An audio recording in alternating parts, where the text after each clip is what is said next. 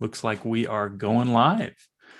So for those of you who are tuning in live, before we go live on Zoom, good morning, good afternoon, good evening. We'll get this webinar kicked off in about 30 seconds. So as soon as that minute hits top of the hour, looks like we just did, I will go ahead and roll it. Tim, you ready?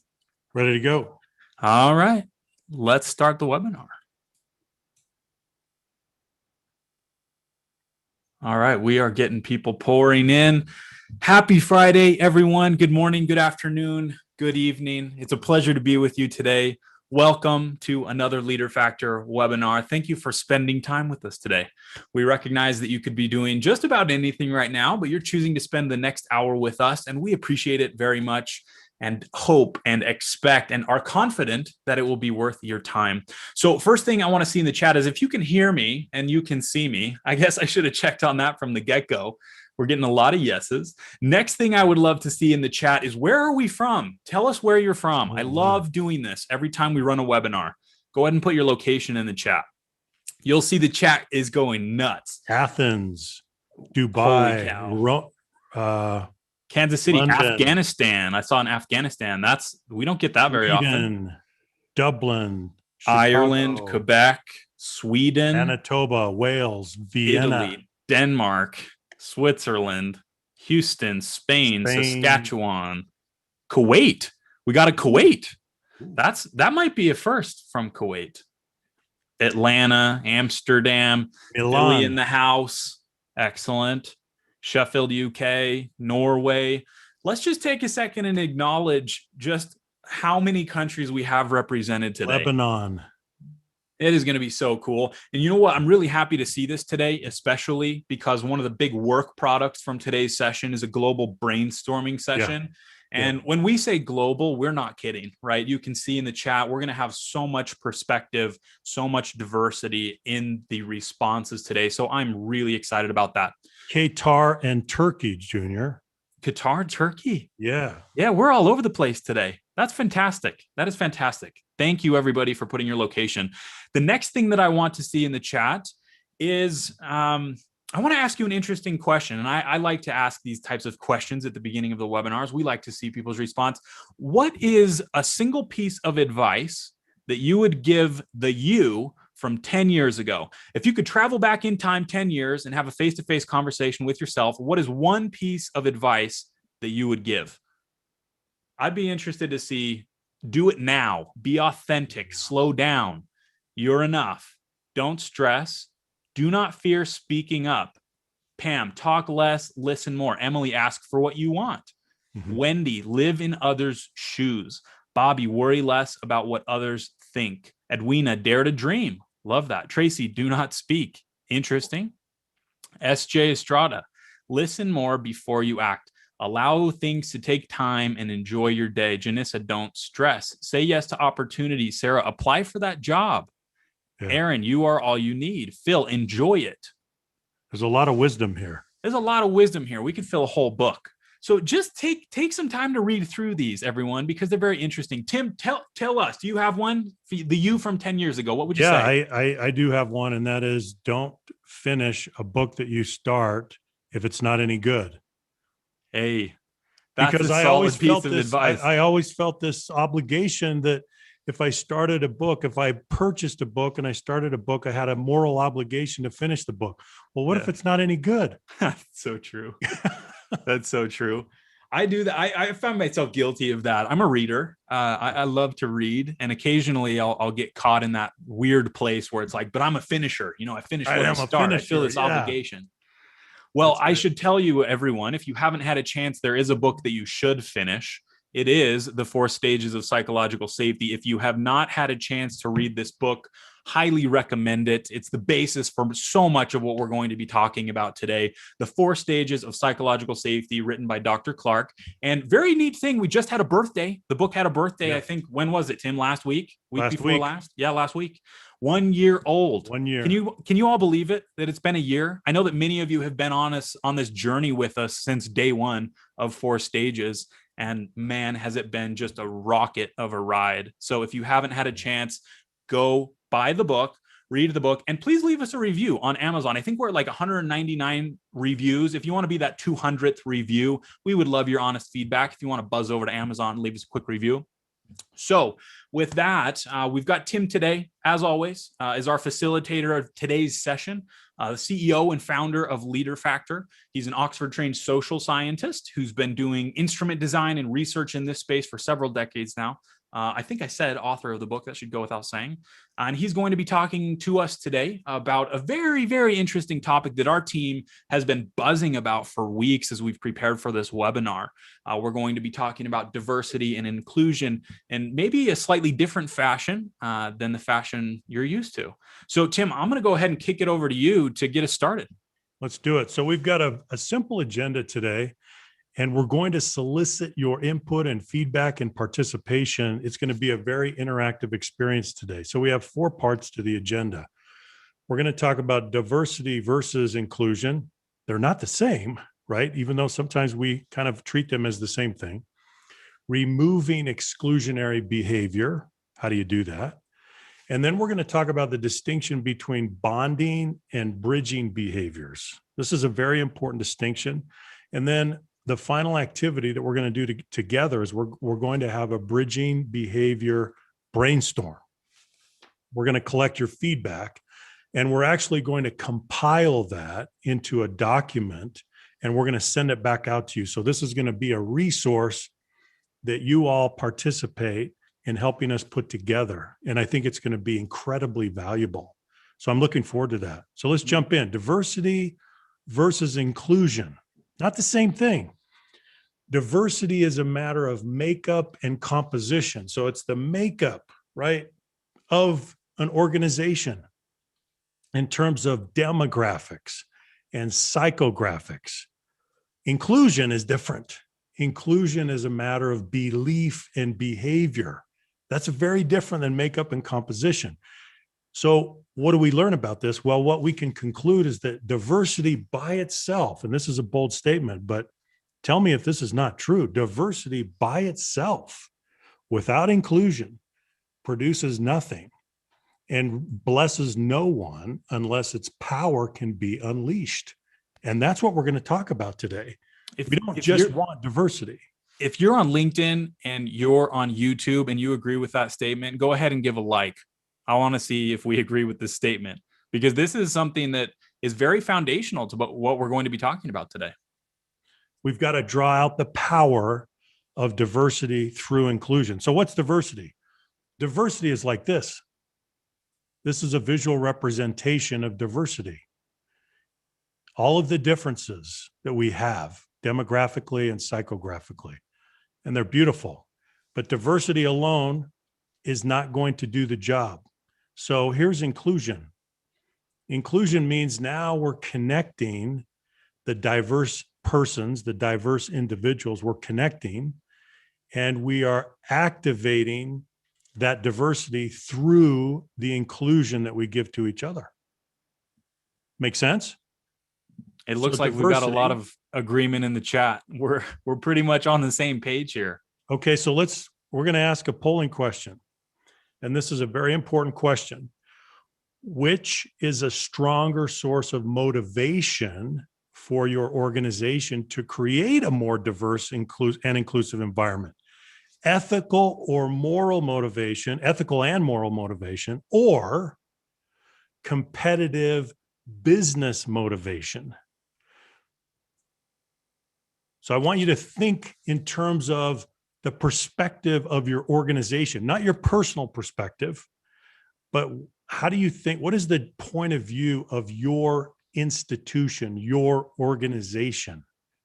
This is interesting. So you'll all see that I went ahead and launched that poll. If you're on LinkedIn Live or if you're on YouTube Live, just go ahead and put your answer to this in the chat or as a comment if you would like. This is fascinating. It will have your name attached to it on LinkedIn and YouTube, so you don't have to participate if you don't want to, but go ahead if you would.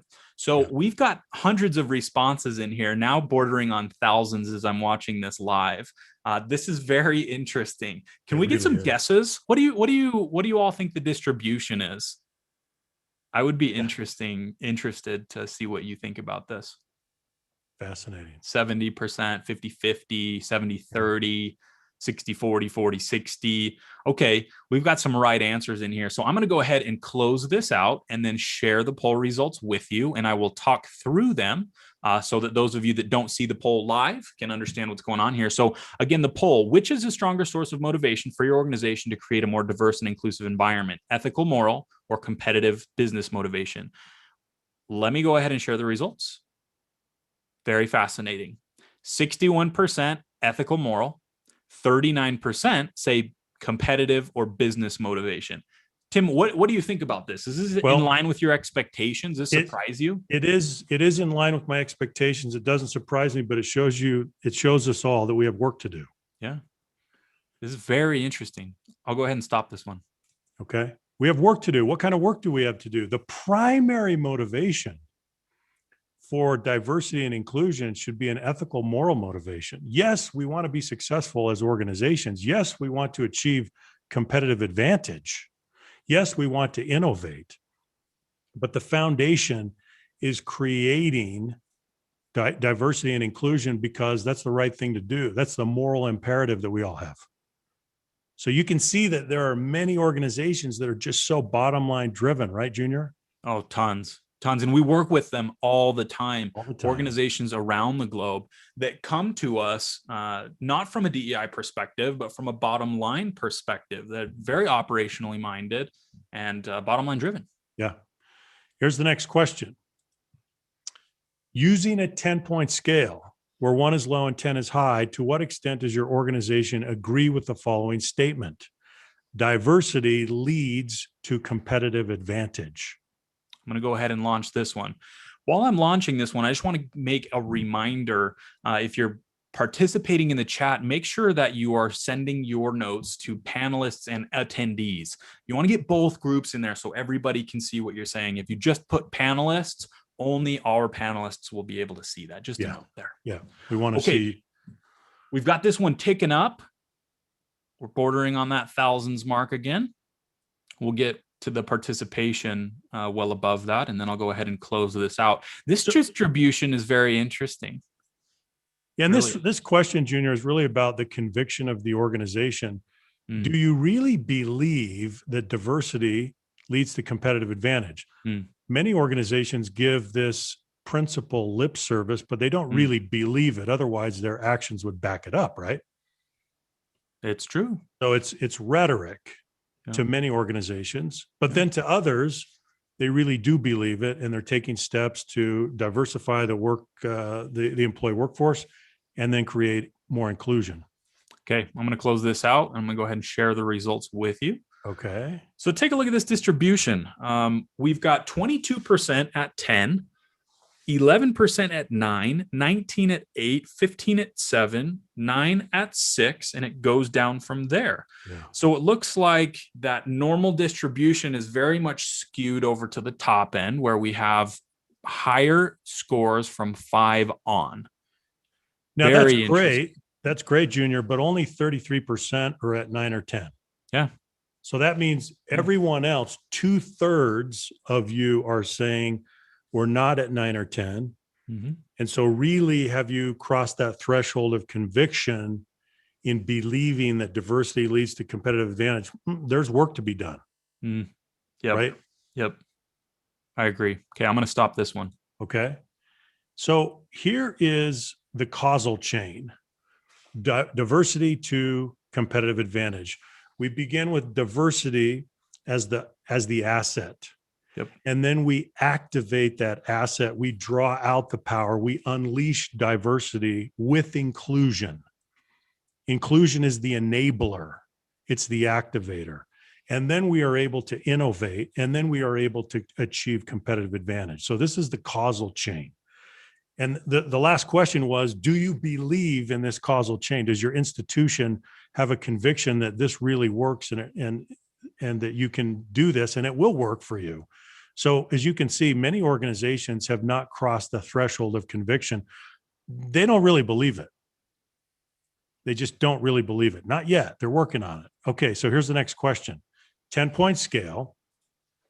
How much progress has your organization made in creating a more diverse workforce. And we're not talking inclusive. That's right. Okay? We're not talking inclusive. We're just talking about diversity alone. Makeup and composition of demographics and psychographics. That's what we're talking about. This is step one. Step one is diversity. Step two is inclusion, but we're not to step two yet, just diversity. How much progress has your Shannon in the organization? chat says, we've seen the proof. That's interesting. Okay, that's Love fantastic. That. Okay, so I'll leave this one open for just a few more seconds and then we'll close it out. You'll find that this distribution is interesting as well. A little bit different than the last one. Actually, quite a bit different, isn't it? Yeah, it is. Yeah, I'm going to go ahead and end this one. Okay. And I'm going to share the results with you. Okay, so the winning number by just a few percent is 7. It's actually the same at 5. It's all over the board. It's pretty even, Tim. It's a pretty normal distribution curve, a little bit skewed to the right to the higher numbers, but it just shows you again the opportunity. But big tails, though. See, this is interesting because if you look at 1 and 2 and 3, that's 22%. That's true. That's a lot. So 22 out of 100 of you are saying that we have not made much progress in creating a more diverse workforce. That's interesting. I'm going to go ahead and stop this one. So let's go to the second step. So this is the identical question, but now we're talking about inclusion. So 10-point scale, how much progress has your organization made in creating a more inclusive environment? This is step 2 in transformation. Step 1 is diversity. Step 2 is inclusion. So this distribution will be fascinating to put up against the question that we just asked. And for those of you not in Zoom, 1 is low, 10 is high. How much progress has your organization made in creating a more inclusive workforce? And thank you for everyone participating in the chat. There's so much good value in there. Just want to call that out. Thank you. Okay, we're at about 60% have voted so far. We're climbing. This is good. Keep voting, guys. We have a big enough audience today and a global audience that the sample size is actually projectable with a low margin of error. Yeah. Laura's asking, how big is the audience? Laura, I think we've got several thousand across Zoom, LinkedIn, YouTube. I think we're live in several places. Okay. Yeah, we'll have to add that up when we're done. Yeah. Okay, I'm going to go ahead and end this one, and I will share the results with you. So this one is a little bit different. It's all. Can you believe this? This is almost exactly a normal distribution curve. It is almost exactly. Wow. Almost exactly. So this one has an even higher peak in the bell of that distribution, around 5 and 6 than the previous question did. And so it looks like a lot of us are landing middle of the road, 4, 5, 6. Yeah. I think that is fascinating to look at. So again, we can see globally, we have a big opportunity. We've got work to do. Yeah. We really have work to do with both step 1, diversity, and step 2, inclusion. Yep. Okay, so let's put inclusion into context. And the way to do that, I think, is to briefly run through the 4 stages of psychological safety. Because often people ask, well, what is the relationship between psychological safety and inclusion? And the answer is pretty straightforward. So psychological safety, as you may know, is an environment of rewarded vulnerability. But more than that, there's a progression through 4 successive stages. Psychological safety is a function of respect, which you see here on the vertical axis, and permission, which you see here on the horizontal axis. The first stage of psychological safety is what we call inclusion safety. And the reason that we know this is because the global survey research tells us this. 92% of employees worldwide say they want to be included, they want to be accepted, and they want a sense of belonging. That's their first priority when they go into a social unit, when on a team, in an organization. This is their first concern. They want to satisfy this need first. So if you want to know what the relationship is between inclusion and psychological safety, it's pretty clear. Inclusion is the foundation of psychological safety. It is stage one. And then we build on that as we follow the sequence of natural human needs. We go then to stage two, learner safety, which means I feel free and able to engage in the learning process, ask questions, give and receive feedback, experiment, even make mistakes, and I won't be embarrassed. I won't be marginalized. I won't be punished for doing that. I can do that freely. That vulnerable behavior will be rewarded, not punished. And then we go to stage three, which is contributor safety. Contributor safety means that we take what we learned in stage two, all of our experience and knowledge and skill, and we apply it. We use it to make a meaningful contribution, to make a difference as a full member of the team. And most people, they want to do that. They have a deep need to make a meaningful contribution. Then we go to stage four, which is the culmination.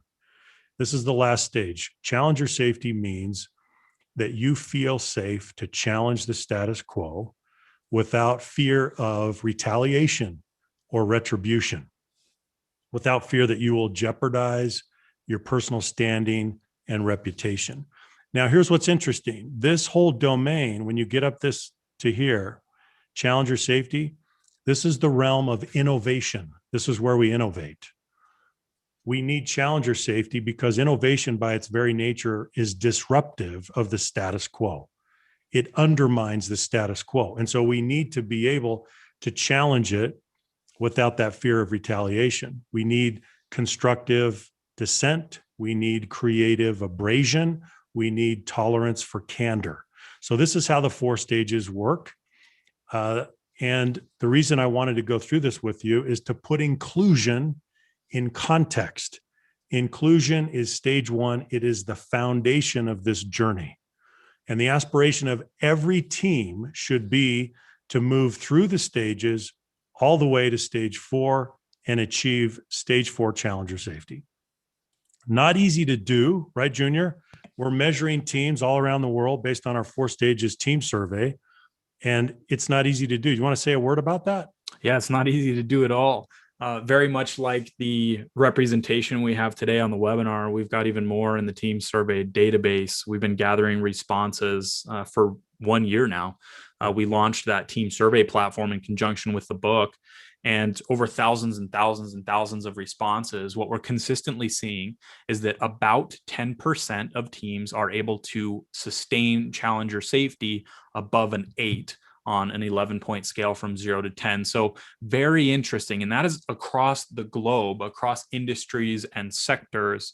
And so we've got a lot of data at this point.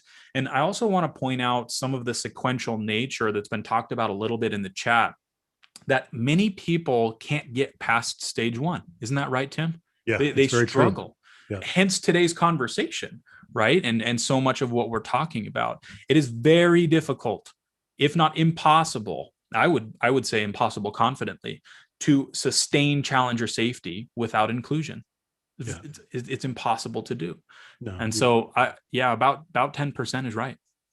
So here's really the definition of stage one. Inclusion safety satisfies the basic human need to be included, accepted, and belong. It means it's not expensive to be yourself. If you feel that it's expensive, socially, emotionally, mentally, politically, economically, if it's expensive to be yourself, you know you don't have inclusion safety. So what we want are environments in which we're accepted and we're included based on our unique and defining characteristics. That's what it is. Do you all agree with that definition? It means it's not expensive to be yourself. If you agree with that, put a yes in the chat, give a like to the stream. I think we have a lot of support around this definition. It seems to resonate with people. It's not expensive to be yourself. And Tim, what does expensive mean? Expensive means that you are vulnerable to harm or loss socially, emotionally, economically, politically, among those with whom you're working. and interacting. And if it is expensive, what do you do? What do we do when it is expensive? If we're in a social unit, whether it's at work or school, anywhere, and it is expensive to be yourself, what do you do? What do you do? Everyone, we'd like to see what you have to say. I think the general sentiment that I'm already seeing in the chat is we move to a defensive position. We disengage. We move into patterns of self-preservation because we do not want to experience that expense that could be social, that could be political, that could be economic. We don't want to deal with that. And so we divert a huge portion of our energy to protecting ourselves. Very true. We withdraw, we recoil, and we manage personal risk, which is a completely normal and natural thing to do as an adaptable creature. Yeah. Okay, so let's go to this question. We want to ask you this question. Using this same 10-point scale, 1 is low, 10 is high. What degree of inclusion safety, right? Stage 1, what degree of inclusion safety do you feel in your team or organization today? This is just for you personally. What is your perspective? How do you feel? What degree of inclusion safety? Stage 1. So that should be up on your screen. We'll let this run for a few seconds and then we'll close it out. And thank you everyone for your participation in this. We love the participation that we get in the polls because we have a large audience. These are significant numbers. They are. And we can take there's a lot of credence in these numbers. We can see the patterns, right? Yeah. This is good empirical data. So how do you feel? What level of inclusion safety? Stage 1, the foundation, your sense of being included, accepted, and belonging. How do you feel? 1 is low, 10 is high. I'm going to end that poll. Okay, let's take a look. Share results. Here we go. So it looks, again, a very interesting distribution. Man. Very interesting. We got 15% at 8, and that's the highest number that we have. 6% 1, 6% 2, 10% 3, 9% 4, 6% 5. So Junior, 37% are 5 or less. That's right. So that's more than a third of all participants are saying it's at 5 or less. Yeah, man. Right? So can you see how important this is? Inclusion activates diversity. Yeah. It's the activator. We have so much work to do. We have work to do.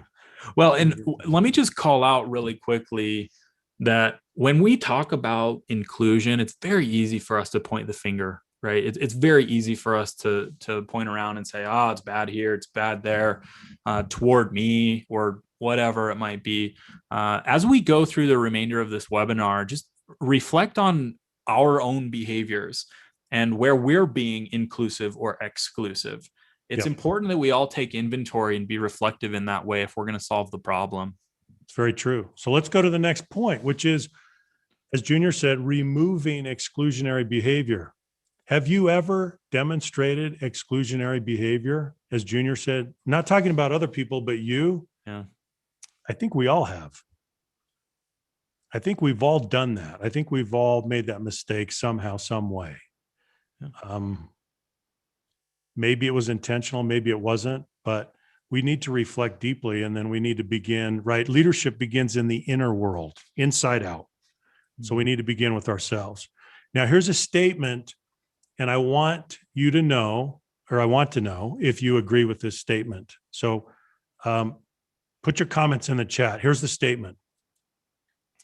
We include naturally in childhood and exclude unnaturally in adulthood. Has this been your experience? We include naturally in childhood and exclude unnaturally in adulthood. If this is true, if this is mostly true with human beings, then we know that exclusionary behavior is learned behavior. And most of the research says that this is the pattern. And so therefore, Exclusionary behavior is, for the most part, the result of acquired socialization. It's the product of the way that we learn, both formally and informally, as we grow up. Exclusionary policy is the result of acquired socialization that is then translated and embedded into policies, procedures, structure, systems, and processes. So you can have an organization where the people are very inclusive, but the policies, the legacy policies, are still filled with elements of exclusionary bias, right? Isn't that true? So I just thought it might be helpful to go through this. Okay, now let's bring in another term that is very, very important to this discussion. The term is affinity. What does affinity mean when it comes to diversity, equity, and inclusion? The basic definition of affinity is that it's a natural attraction or sympathy or connection to a person or group based on likeness or agreement. So you naturally connect with this person based on some things that you may have in common, being like them, being similar to them, or agreeing with them. You feel affinity, right? So we develop affinity based on what? Let me show you some affinity factors. These are affinity factors. Now, you'll also notice that the same factors that are affinity factors are also bias factors. They're the same factors. Isn't that interesting? So you have affinity with others. You feel a connection. You feel close to them based on likeness or agreement. But those same factors create the borders for divisions. Isn't that interesting? Very. So your affinity factors are also your bias factors. Okay, now we're going to ask our last question, and this is a very important question. So, Junior, can we pull down this last question? Let's do it. This is going to take some thought, everyone, on your part to answer this question. Okay, so here we go. I just launched this. I'll read the question to you. Yes. Which one of the following affinity factors allows you to bond with others most effectively? I'm going to read through these so that everyone has a chance to hear them. Gender, age, race, ethnicity, education, religion, socioeconomic status, occupation, lifestyle, or ideology or political persuasion. So if you're not in Zoom, you don't have access to this poll, go ahead and put which one of those you identify with most that allows you to bond most effectively with other people. Right. So does that make sense, everyone? What is the affinity factor that that allows you to bond most effectively with others? I would not have guessed this. I would not have guessed this distribution. See, this is why I love doing these. It's always so interesting. Everyone, thank you for your participation. This is fascinating. We'll let this tick over and share the results. Okay, here we go. Got it? Yeah. So I'm going to go ahead and share the results. Okay. So we have a winner by 20%. Wow. Yeah, this is fascinating. Wow. This is amazing. Yeah, this is amazing. So the winner is lifestyle at 33%. A third of you say that lifestyle allows you to bond most effectively with other people. I guess it's not so surprising when we start to unpack it. It encompasses a few of these variables, but I am surprised that a few of these variables are so low. Yeah. Age, 5%, race, 7%, ethnicity, 5%, education, 9%, religion, 3%. That's amazing. Fascinating. Yeah. So lifestyle is far and away the winner. It's 1/3 of all respondents. Pretty incredible. So what this means is that your natural pattern of bonding is going to be oriented toward these factors, right? And a third of you are saying Oh, it's lifestyle that allows that to happen most easily, most naturally, most effectively. Isn't that fascinating? Okay, so now we're going to go to this very important distinction between bonding and bridging behaviors. Here's the difference. You bond with those with whom you feel natural affinity. It's usually not that hard because you feel that likeness and that agreement. You have that common ground and you just bond naturally, right, with those with whom you feel natural affinity. You bridge with those with whom you do not feel natural affinity. It's harder because you don't feel the natural connection, at least not as much. And so bonding is easier than bridging. And the behaviors, while they can be overlapping, they're also different too. And that's really what we want to talk about.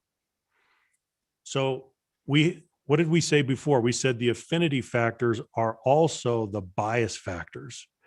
And so if you're trying to increase inclusion in an organization, let me go over the traditional approach for just a minute. And we'll talk about this. The traditional approach to increasing inclusion so that we can activate our diversity is to increase awareness, understanding, and appreciation of what? Differences. All of these affinity factors, which are also the bias factors. We want everyone to understand and appreciate and be more aware of these factors, these differences that we have among us. And then there's the assumption when we take the traditional approach that if we have more awareness, understanding, and appreciation, that we will cross a threshold of conviction and our beliefs will change. And then finally, our behaviors will change and we will become more inclusive in our behaviors and our beliefs. And the resulting consequence will be that we have a more inclusive organization overall. Do you notice a problem with this? The problem is that the traditional approach, it's not wrong. It's not sufficient. And so what happens is for many organizations, they spend so much time and resource on increasing awareness, understanding, and appreciation. And then guess what happens? They wait for people's hearts to change. They wait for people to cross this threshold of conviction. And this threshold of conviction becomes a big brick wall. And they just bump up against the wall, but they don't go anywhere. They're stuck. This happens with so many organizations, right, Junior, that we work with. They just hit the wall, and we call it hitting the wall. Yeah. And they spend so much time and attention and effort to increase awareness, understanding, and appreciation. And they're well-meaning, well-intentioned, and they've worked so hard, but they can't get there. Now, so as I said, there's nothing wrong with this. Please keep doing it, but it's not sufficient. It's not enough. And so here's what we have found. Keep doing this, but the other thing that you have to do is you have to get right into behaviors as well. So you come at it from both sides, not just the head, but the hands as well, and you jump into behaviors. And the reason that this works is that if you apply inclusive behaviors, you will see confirming evidence that those behaviors work. When it generates confirming evidence, you say to yourself, wow, I just did that. And there was the consequence of that. It really works. Hey, this is great. I need to keep doing that. So it's experiential. It's immersive. You performed the behavior and it worked. You saw the evidence of that. And that reinforces. And now you're in a virtuous cycle. And so we've got to jump into behaviors at the same time. And often what happens is that the belief changes last. And that's okay. That's okay. So let's talk about this. Here's the last portion of our webinar today. We're going to do a bridging behavior brainstorm. Now, what did we say? We engage in bonding behaviors with those with whom we feel affinity.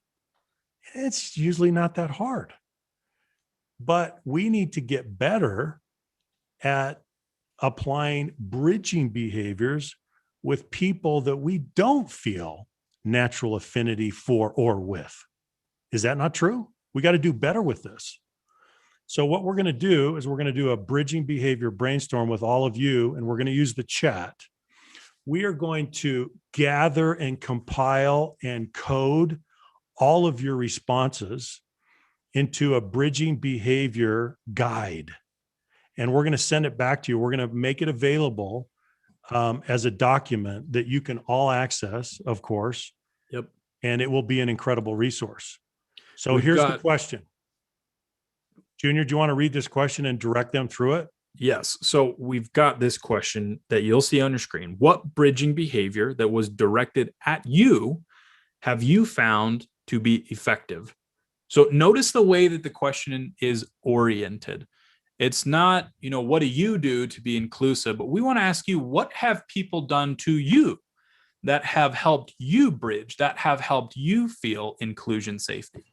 Okay. And these are people that you may not have had natural affinity with. Yeah. They reached out to you with some bridging behavior. What did they do? And let's be thoughtful about this. We're going to spend some time here because this is the real meat, the work product that we're going to be sending you. So you also have to understand that on the other side of this webinar, it's not just me and it's not just Tim. We have an entire team that is in the YouTube live, that is in the LinkedIn live, that is in Zoom. We're monitoring all of this, and all of it will get compiled and put together, and our content team will be going through with a real anthropological lens, might I add, to put this together into a valuable document for you. So because you've registered for this webinar, you will be automatically sent this material, and we're very, very excited about what this will be because we have so many attendees from all over the place. So I want to start to jog your minds here, reading some of these. Okay. So Helen says, actively tried to get to know more about me. Actively tried. Okay, that's the key there. Cheryl says, asked for my opinion. Mara said, asked me to take on responsibility. Okay, that one's very interesting. Michelle, attributing me to my work. Katrina, friendly, mentoring, helpful. Diana, gave me an opportunity, bringing me to groups that I didn't think I belonged to. That hits at the heart of what we're talking about. That's fantastic. Right? Yeah. Come join our group. Yep. Love that. Selver, social events and activities. Tom, they come to me to connect with me as a human first, talking about our weekend plans or hobbies. Then we focus on the matter at hand. Love that. Excellent. Tracy, these are very concrete. Eye contact, a smile, gratitude. Love that. Wow, we've got hundreds in here. Our team has their work cut out from everyone. They're going to have a lot of content to go through. We're going to have a lot of meat here. You know what I love, Junior, and it's so simple, but I love the one just asking for my opinion on something. Yeah. It's that right there is an expression of validation, and it's bringing you right in. It means I respect you enough to bring you into the dialogue, to the issue, whatever it is. I know that's a simple one, but it's powerful. No, it's super powerful. I had an experience with our team just last week where someone did that to me. And the most interesting thing about it to me is that it makes a lot of sense and is expected behavior for someone to ask me my opinion for something, that's my subject matter expertise or my domain of knowledge. This question was about something that was not my expertise. And this person clearly had more knowledge about the matter at hand than I did, yet still came and said, hey, can I get your 2 cents here? Can I get your perspective? Yeah. And I was like, wow, thank you for asking the question. I'm happy to contribute. And I felt so much more a part of what was going on, even though I may not have had the expertise. I'm going to read through. Tim, do any of these stand out to you as you are reading? I have a question. Yeah. One of the comments was not being reduced to my heritage. Okay. What does that mean though? How do you do that? I And think, I think that's a really valuable insight. yeah. I would It, be interested in learning more about how to do that as applied behavior. yeah. Yeah. If that resonates with you, go ahead and respond in the chat. The way that I put it into words in my mind, and I may be wrong based on what this person is saying, but you are not your heritage, right? Or put another way, other people are not their heritage. So I think that that is interesting to make the disassociation and look at the person as an individual instead of a group. That's interesting. Yeah. Start with questions, not statements. Yeah. Stacy, you are not exclusively your heritage. Yeah, that's true. Of course, we all have history and heritage, Yeah. which makes us who we are. Um, Talking to and not at. So much of this, Junior, I think many of the behaviors that I'm seeing here Mm-hmm. are inquiry based. They're curiosity based. They are.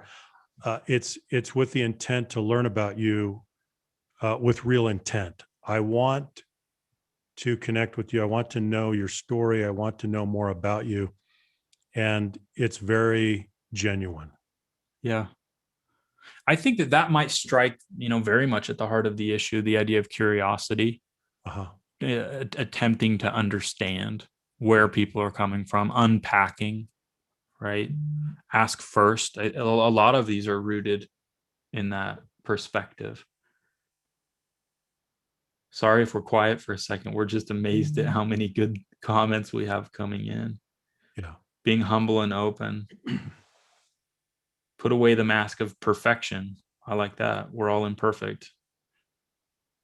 I think so much of it goes to really getting to know each other and creating a much deeper level of intimacy Mm-hmm. because so often we log a lot of hours together, we work together, Yeah. and yet we don't even know each other really. Yeah. One of the things that I'll just note briefly is that we're getting a lot of behaviors about asking, and Tim identified that as a pattern. Let me talk briefly just about sharing. Sharing is another way to do this that I find particularly useful. If other people are having a hard time opening up to your questions, for example, they may be guarded and not want to talk about the questions that you're asking. You getting personal first at a human level and saying, hey, this is how I'm feeling. I had a hard week last week, and this is one of the things that's going on in my life. Or sharing some good news. Hey, I got some great news. This is something that happened to me. Right. I find that that's very disarming as well. If it's genuine, right, and you're sharing something personal about yourself, and obviously there's a little bit of risk involved with that, but I think it's a great way to engage most people. And to that point, Junior, let's go back to the definition of psychological safety. It's an environment of rewarded vulnerability. Yeah. If you engage in a bridging behavior, normally a bridging behavior comes with some risk. Yeah. Right? There's some risk, there's some trepidation to engage in a bridging behavior because you're exposing yourself to a higher level of vulnerability. So you may not want to do it. Yeah. And so what are you going to do? You're going to look around, you're going to engage in threat detection first and try and figure out if you can do it without being punished, without being embarrassed. Yeah. And then you give it a try. Yeah. And if your bridging behavior is rewarded, what do? You do it again. Yeah. And that's what we're talking about. So many of the bridging behaviors that you've cited, they involve asking, they involve sharing, they involve inviting, they involve including. These are some themes that are coming through your suggestions. So as we said before, jump into the behavior, not just the awareness and the understanding and the appreciation of differences. Jump into behaviors that do those things, that ask, that share, that include, that invite. And then if you get a good result, you're going to do it again. because you have confirming evidence that that worked. And I'm feeling pretty good about that too. We're starting to build a relationship, and I may not feel a natural affinity to this person or this group, but we're building a bridge now and it's working. Yeah. Right. Well, two practical tips. Well, I guess one that I want to call out here that's been mentioned in the chat that we've talked a little bit about recently, Tim, and how you could do this in a group setting. So Thomas says in the chat, we celebrate wows and whoops, something I did well and something I messed up over the fortnight. We also had someone in a recent certification say something similar where they share one face palm and one fist pump. That's right. I absolutely love that. So explain that, Junior. Explain that. Yeah. So we all know those moments that we're just like, oh, face palm, like this did not go well. I messed something up. Something happened. And those moments where we're just rocking and we're like, yeah, that went great. Fist pump. And I've had, oh my gosh, I've had a lot of both this week, it seems. And it's so refreshing to sit down with people and say, hey, let's talk about some of the face palms. Let's talk about some of the fist pumps, because there's vulnerability in both, especially some of those face palms. But as we often discuss, mistakes are their learning material. They're what we need to move forward and get better. And so demonstrating that vulnerability to talk about some of those moments can be transformational, and having people acknowledge those fist pump moments and taking time as a team to say, hey, we did well. I remember a team member of ours in client success, just after the last webinar, we hopped off and said, hey, I think we need to tune this up, and maybe this is a topic for next time. And he said, hey, let's just back up for a second. Can we just acknowledge the fact that we had a successful webinar? We had thousands of people from all over the globe, and wow, the message is really resonating with the world. And there are people out there that care about people, that care about doing good in the world.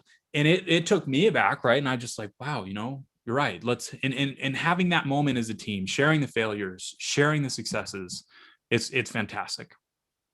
Yeah, it really is. So Junior, should we do a little bit of Q&A? Let's do some Q&A. We'll wrap it up. So you'll all notice that the chat is like a world encyclopedia. It's so big. So we'll be downloading all of the chats across all platforms, compiling all of this and giving it back to you. I also want to call out the fact that this is recorded. So you'll all, by virtue of your registration, be receiving a recording of this entire session so that you can look back and do a refresh on any sections that you want to double click on. Yeah. So if you have any questions as a result of the content that we've gone over so far, let's take the next 5 minutes and do just a little bit of Q&A. Please stick around for this Q&A, because at the end, we're going to be talking about a giveaway, how you can win a Blue Yeti microphone to improve your virtual setup. Something, audio is so important. And so we'll be giving you the mics that we use. And we'll also be talking about the certification and a beta. Okay, this is what you want to stick around for. We have a closed beta that goes live April 30th, the next webinar for the 4 stages of psychological safety online training. So we're going to talk a little bit more about that. So stick around. So let's take a look at a few of these questions and see. Oh, Nancy asked me what my second tip was. Shoot, I forgot. I'll come up with one though. I'll come up with one. Did I say I was going to share 2 and I shared 1? I probably did. Tim, can we define what's the difference between psychographic and demographic? Sure. So demographics are, they relate to your defining attributes such as race, ethnicity, education, age, gender. Psychographics relate to your attitudes and beliefs and opinions about things. Does that make sense? Attitudes, beliefs, and opinions about things. And so, for example, if you have a group of people and they maybe are similar in age, maybe gender, maybe other demographics, they will still be diverse. They'll still give you cognitive diversity. There's always cognitive diversity with a group of people, unless the leaders are shutting that down and they are creating an echo chamber of like-minded people. And often leaders do this to their own detriment because they don't understand how dangerous it is. What I like to say to leaders all the time is that the homogenization of thought is the enemy. And so we need cognitive diversity as well, right? So that's what that means. Okay, so here's the next question. I'll take a crack at this one. Teresa, how can you measure your own progress? This is very interesting. We have the 4 stages team survey, which is measuring intact teams and the levels of psychological safety that exist there. But your question is, how do I measure myself? So our perspective is that at the group level, we look at psychological safety. At the individual level, we look at a lot of these behaviors and we look at emotional intelligence. And a lot of it is about awareness. And that is the first step in making progress in this area at a personal level. That's is right. Being able to look at yourself holistically at a macro level and saying, how am I doing? How am I interacting with people? How are people responding to me? A very concrete tip that I really like, that we use a lot in our executive coaching practice, is go and ask 5 people that know you well this question: how do others perceive me? That is a very interesting question to start to unpack some of those blind spots and help you understand what others' perspective is of you and your behavior. That can be an interesting place to start. So I would say self-awareness, emotional intelligence, and that concrete tip. Tim, anything you would add to that?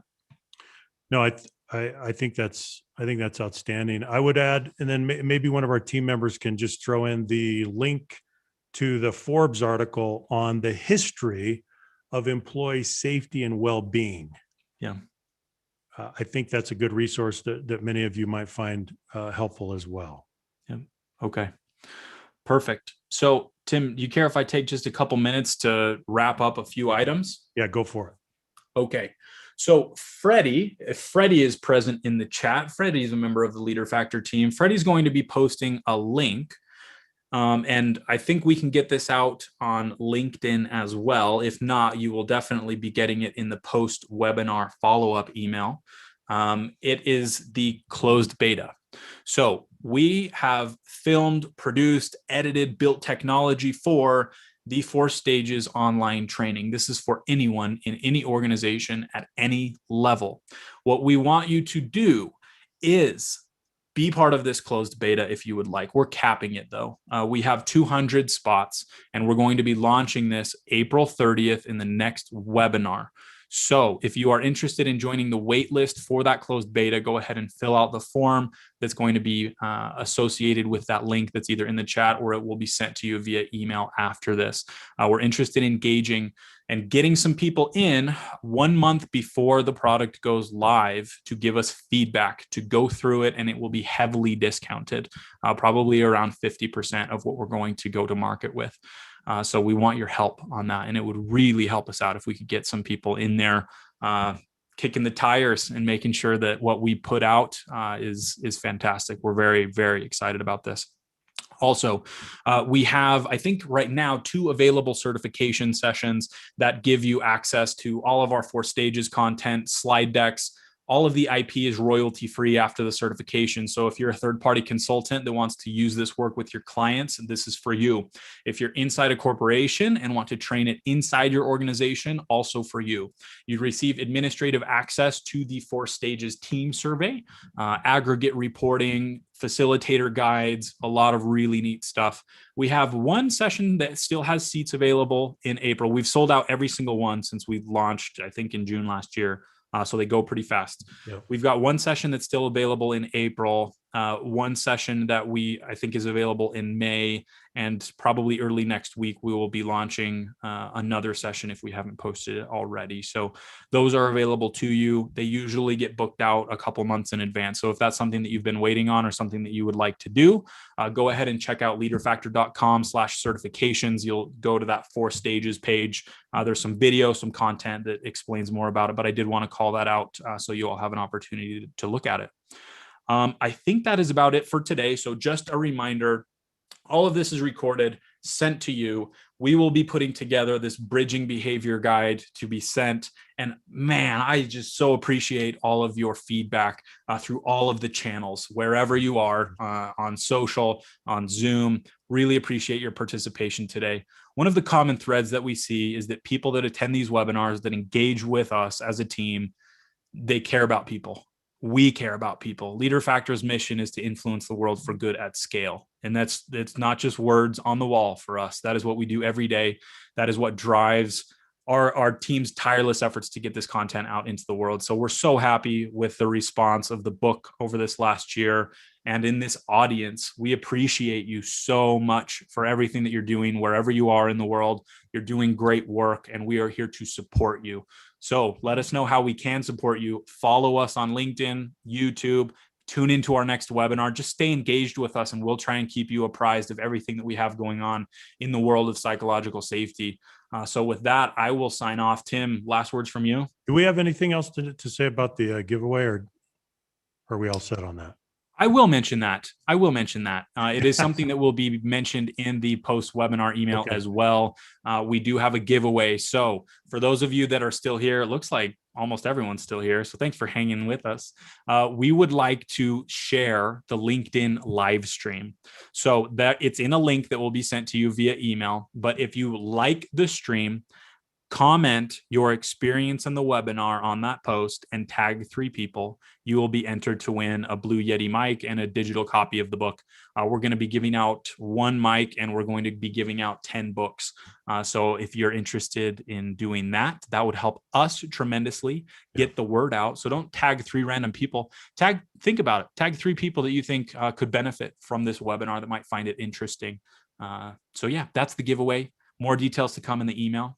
Fantastic. I've got one parting thought for all of you, and thank you for being with us today from all over the world. My parting thought is this: when it comes to inclusion, you either lead the way or get in the way. You're never a neutral party. You can't be neutral. The only question is, what norms are you modeling and reinforcing? So think about that. Reflect on that. You're either leading the way or getting in the way. So let's lead the way. And thanks for all you're doing. Thanks for being with us. And we hope to see you next month.